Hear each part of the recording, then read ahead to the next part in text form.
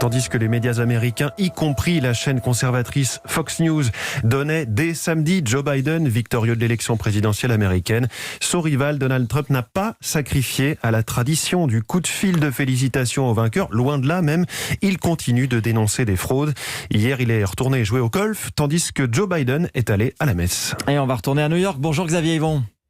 Hello, bonjour à tous. Notre correspondant aux États-Unis, que sait-on du programme des deux hommes aujourd'hui ? Alors, c'est aujourd'hui que le président élu, comme on l'appelle maintenant, Joe Biden, se met véritablement au travail. Avec d'abord la nomination, il l'avait annoncé dans son discours, de sa task force pour la pandémie. Une équipe de 12 personnes chargée de le conseiller dans la lutte contre le virus.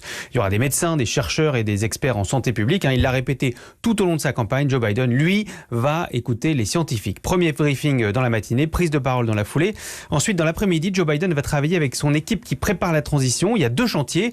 D'abord, bâtir l'administration Biden. Quand un nouveau président arrive, il nomme non seulement son cabinet, ses ministres, mais il remplace aussi des centaines de postes clés dans les agences fédérales. Ça prend du temps.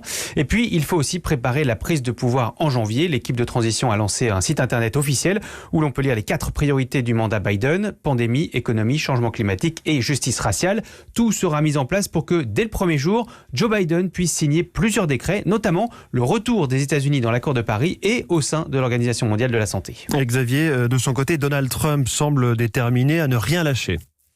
Ah oui, le président sortant, lui, continue à vivre dans une autre réalité où il n'a pas perdu. Aujourd'hui, il va annoncer des procédures judiciaires pour contester les résultats dans plusieurs États. Il a nommé un de ses proches pour superviser le recomptage des voix en Géorgie. Son équipe de campagne inonde d'emails ses partisans pour demander de l'argent, des fonds nécessaires pour financer cette bataille juridique voulue par Donald Trump.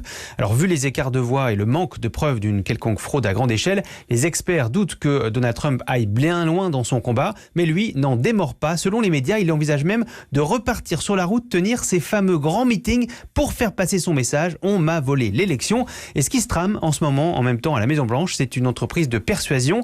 Des conseillers, des proches et même Melania Trump, selon CNN, tente de convaincre le président d'accepter sa défaite. Xavier Yvon qui nous fait vivre cette élection depuis New York pour Europe 1.